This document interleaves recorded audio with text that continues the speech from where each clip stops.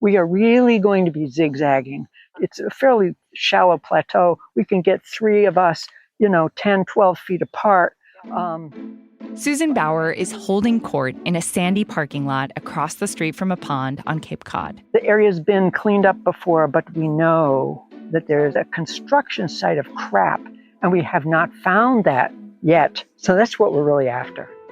At 85 years old, she's tiny but strong. She's standing up straight and absolutely brimming over with energy.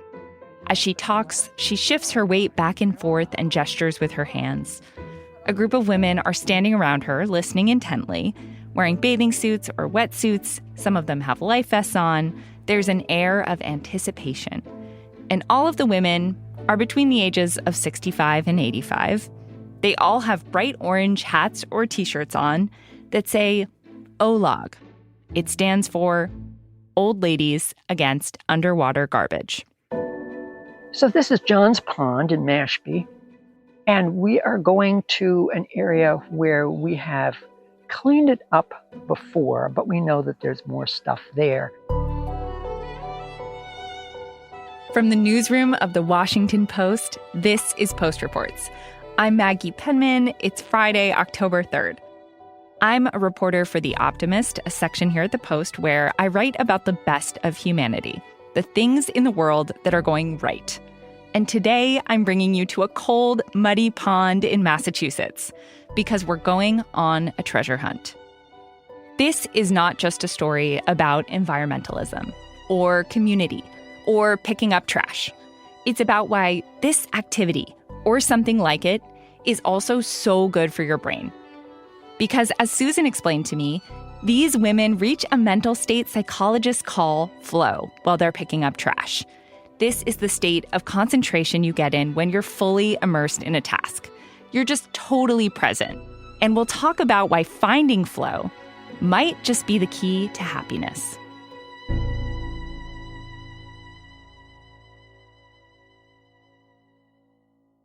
Susan Baur started OLOG sort of by accident. She was retired and she had begun swimming in the ponds near her home, and she just started noticing the trash. At first, it was almost comforting. When I first started swimming in ponds, I was so afraid of snapping turtles, so totally turned off by the slimy tendrils of water lilies and the mud, the consistency of yogurt that came up through my toes, that I loved seeing the beer can, the cluster of golf balls, and, oh, thank God, an Adirondack chair, because I knew exactly where I was. Basically, she was using the trash as landmarks to navigate this foreign underwater world. But as the years went by, I didn't need the garbage as much. And that's really the tipping point where I don't need a cell phone. I don't need the bottom of a bikini and 6 dog toys. So she started to pick this stuff up. All the trash she could find underwater. At first, she did it alone. And then she made friends come with her. About 7 years ago, she and a couple friends were out in the water diving for garbage, and one of them said, we're a bunch of old ladies against underwater garbage, and it stuck. We have had comments, you should never call yourself old. You should call yourself the glitter litter mermaids. And, no way. And it has actually really set the tone. It's been a very good name because it surprises people and it's funny. And we are old, and we are against underwater garbage, and we do something about it. Since those early days, OLOG has gotten a lot bigger and more serious about their task, though not more serious about themselves. Then in 2023, we had tryouts, and we went from a group of 5 to a group of 21 overnight. And it was like, oh, what do we do with these? We've got to have dives that are predicted, dives that have a calendar date and a time and a place. And we have to scout every pond that we clean up because you don't know whether it's a safe pond, whether it's got enough garbage. Now they have a group of 30 women who regularly go on dives and another 45 women on the wait list. Each dive is organized. there's a quote-unquote beach boss.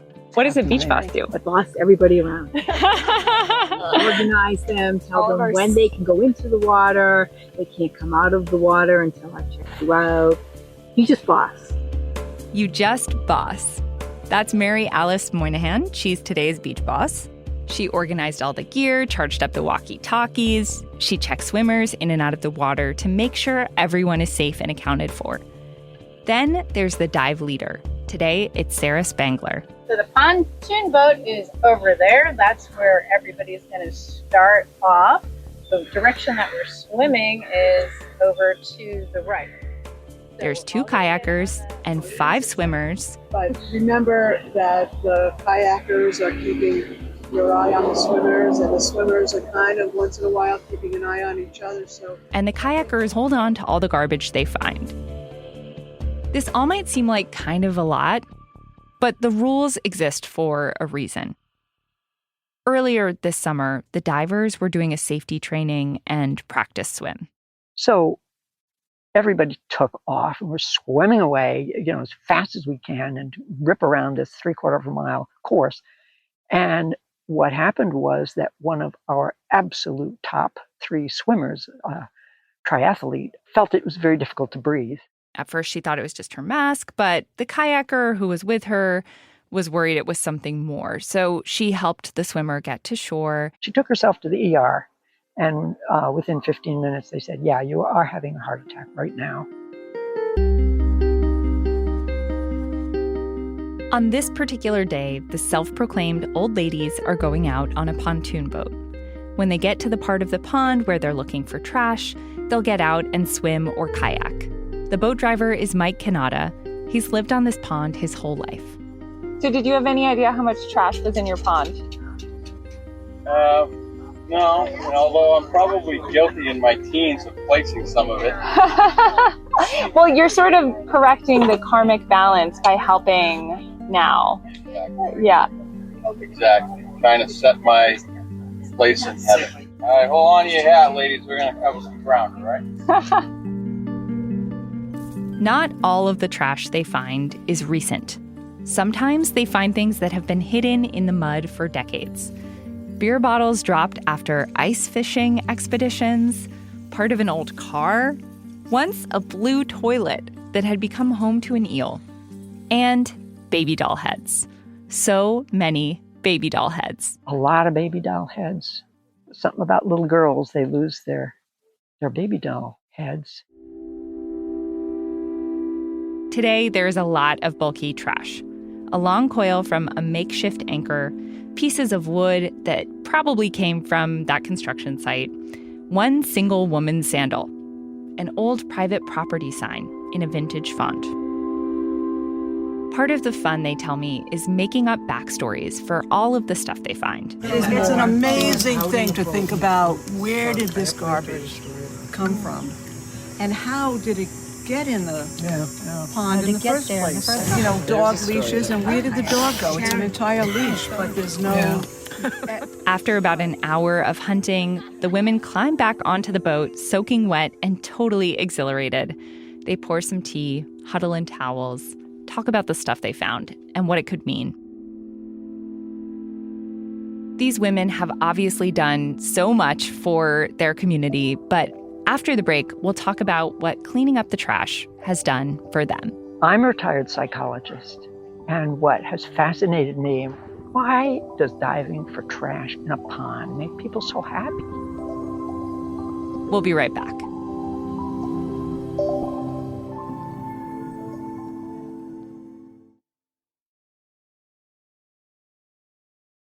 You've probably figured this out by now, but Susan Baur is not your typical 85-year-old retiree. Like, for example, she will randomly quote the American philosopher William James in a casual conversation. When I asked her why diving for trash in a cold, muddy pond is so delightful that she has dozens of women over 65 on a wait list just hoping for the chance to do it, this is what she said. I think the answer is closest to the concept of flow. That's actually a technical term that means that you are immersed in a task. It could be rock climbing, it could be doing art. You are immersed in something so completely that you have no thought. You have no thought for your past. You have no thought for your future. You have no thought for your aches and pains. As William James said, you break free from the cage of self. And the relief, the happiness to get rid of yourself for a short period of time, and you see the world in a new way. I hear some version of this from all the women who participate. They don't all quote William James, but they all talk about the feeling of being underwater and feeling free. They're not thinking about what they're cooking for dinner. They're not worrying about their creaky joints or their grandkids. And I wanted to understand this a little bit better. So when I was back on dry land, I did a little bit of research.